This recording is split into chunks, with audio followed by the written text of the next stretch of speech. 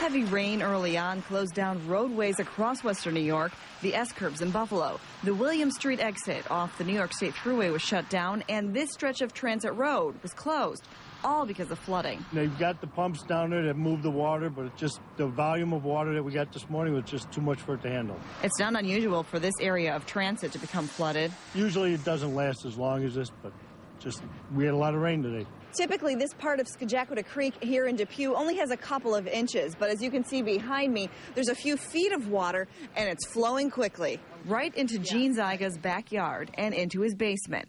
He'll have to replace all of the rugs in his basement, but it could be worse.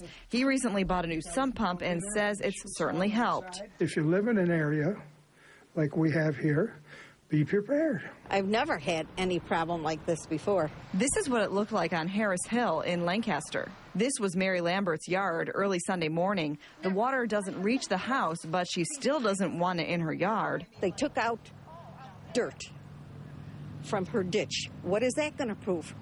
More water will fill up the ditch, right? I don't have to be an engineer to know that. She's been here for over 40 years and is waiting for officials here to do something about what she calls drainage problems. Back in Depew, Gene takes matters into his own hands. Don't all of a sudden come up and say, oh, my God, I'm getting flooded. The village didn't do this. The county didn't do this. The town didn't do this. It's your home. Do it yourself. Michelle McClintock, News 4.